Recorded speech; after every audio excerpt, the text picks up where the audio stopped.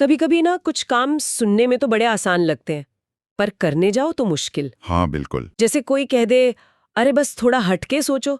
मतलब कहना कितना आसान है, पर दिमाग है कि वो उसी पुराने ढर्रे पर अटक जाता है। सही बात है।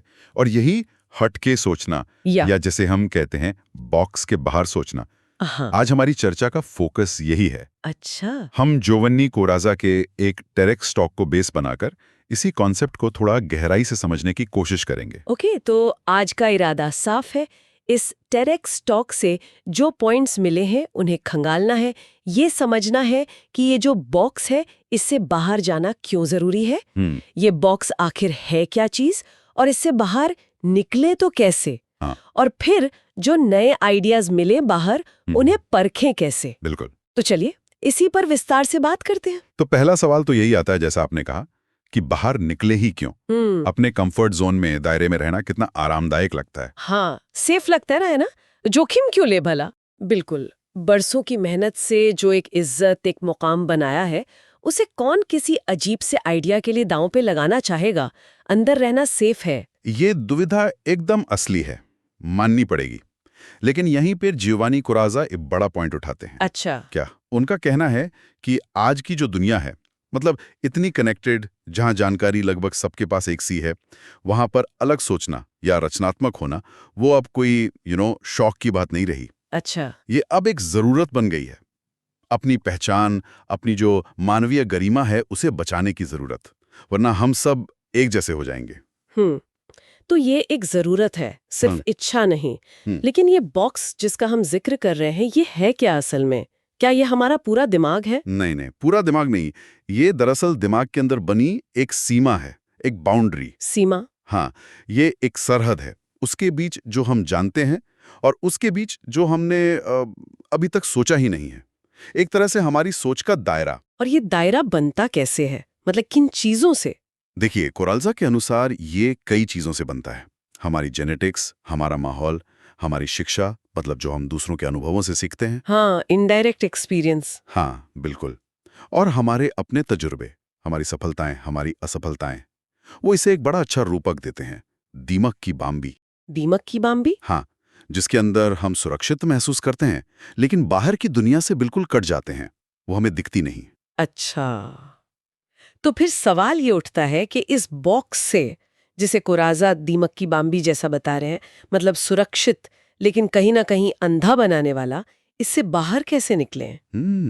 सिर्फ वही बातें दोहराते रहने से तो नहीं होगा जो सब मानते हैं, वो जिसे शायद अभिसारी जानकारी कहते हैं। सही पका, उससे तो बात नहीं बनेगी। सिर्फ आम स्थापित सोच से बाहर निकलना बहुत मुश्किल है। बाहर कदम रखने के लिए कुछ अलग चाहिए। अलग?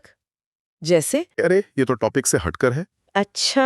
यही वो, समझ लीजिए, मसाला है या वो चिंगारी है जो हमें अपने जाने हुए दायरे से बाहर सोचने पर मजबूर करती है। लेकिन क्या ये इतना आसान है? मान लीजिए हम बाहर निकल भी गए इस अपसारी जानकारी की मदद से, पर बाहर तो मतलब अनिश्चितता है, कोई नक्शा नहीं है, कोई तय रास्ता नहीं।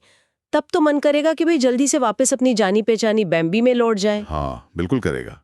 और यहीं पर असली चुनौती है।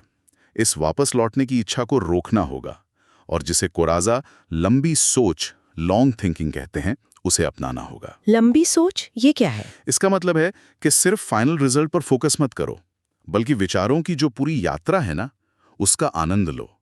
जैसे हम कोई कविता पढ़ते हैं या संगीत सुनते हैं, हम पूरी रचना का मजा लेते हैं, ना कि सिर्फ एक एक शब्द या एक एक सुर का हिसाब लगाते हैं। अच्छा, तो लंबी सोच का मतलब हुआ कि विचारों को बस बहने पे, उन्हें आपस में जोड़े मिलाएं, शायद उनमें से कोई पैटर्न, कोई सिद्धांत निकालकर कहीं और लगा दें, या बस खुले दिमाग से अलग अलग संभावनाएं देखें बजाय एक सही जवाब ढूंढने के। बिल्कुल सही। इसमें विचारों का प्रवाह, उनका फ्लो जरूरी है।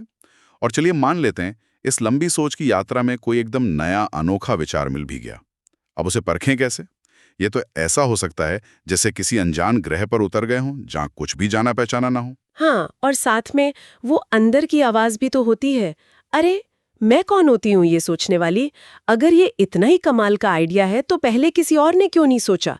मतलब खुद पर ही शक होने लगता है। बिल्कुल। और इसी शक से लड़ना है। हमें ये देखना होगा कि क्या ये नया विचार हमारे शुरुआती लक्ष्य से किसी तरह जुड़ भी रहा है, या फिर क्या पता ये कोई ऐसी प्रॉब्लम सॉल्व कर रहा हो जिसके बारे में हमने सोचा ही नहीं था। अच्छा। इसे ही हम सेरेंडिपिटी कहते हैं, मतलब किस्मत से कुछ और ही खोज लेना जिसकी आप तलाश नहीं कर रहे थे। हाँ, ये तो है। लेकिन ये सब तो हुई व्यक्तिगत सोच की बात, पर हम सोचते तो अकेले में नहीं है ना।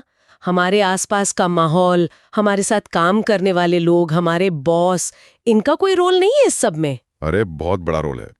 आप सोचिए, अगर माहौल ही ऐसा है जहां गलतियों पर सजा मिलती है या कुछ अलग सोचने पर मजाक उड़ाया जाता है, हाँ। तो कौन हिम्मत करेगा बॉक्स से बाहर कदम रखने की। कोरासा यही कहते हैं कि एक रचनात्मक माहौल वो होता है जो ऐसी जानकारी को भी आने देता है जो पहली नजर में अप्रासंगिक लगे या गलत लगे।